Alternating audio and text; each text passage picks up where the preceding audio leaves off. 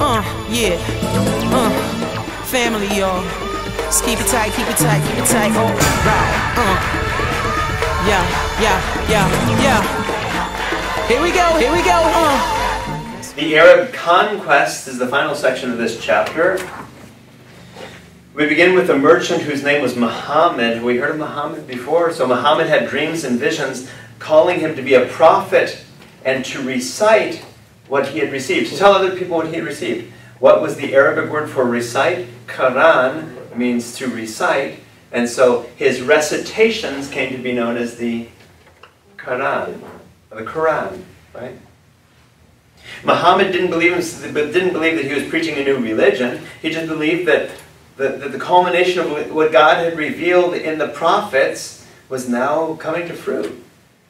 All those prophets, right, that we've studied before, Isaiah, Jeremiah, Ezekiel, Jesus, the prophet. Whoa, wait a minute. For Muhammad, Jesus was one of those prophets.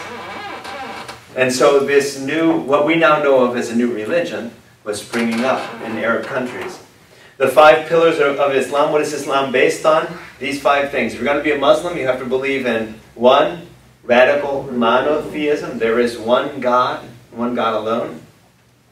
2, ritual prayers at specific times. We've perhaps heard that how it is that Muslims have 5 times a day at which they pray, facing a certain direction. There's certain specific rituals of prayer. Almsgiving, zakat, simply meaning that we give a percentage of what we make to those in need.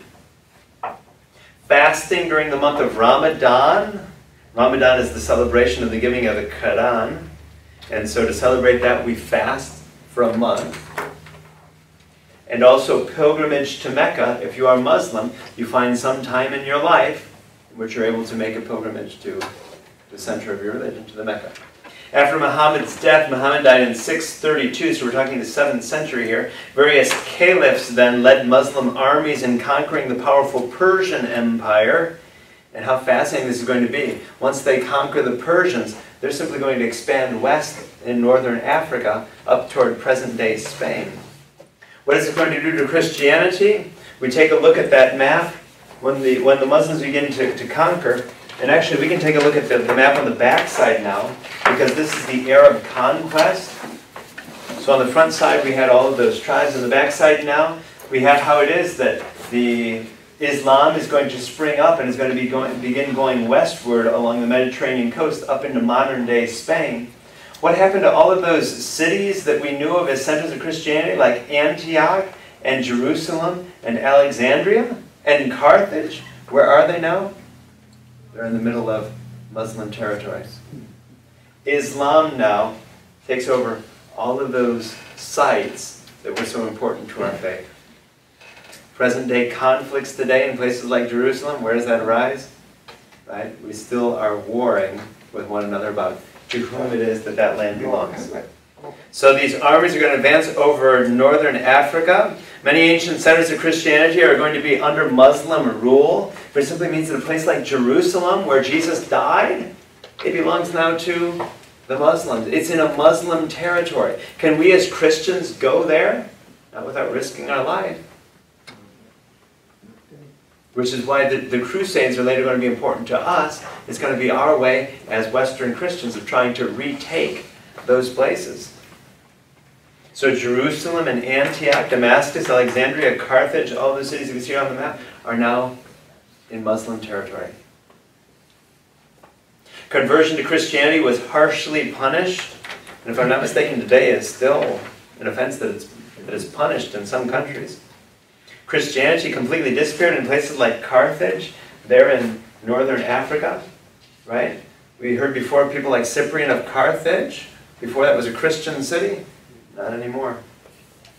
The Byzantine Empire was pushed back to Turkey, where Constantinople was increasingly alienated from the axis of power forming from the British Isles through Italy, simply meaning that if you push back the empire toward Constantinople, yes, the empire is still there. As we can see from the previous map, the Eastern Roman Empire had extended from Greece all the way down through the Holy Land and into northern Egypt.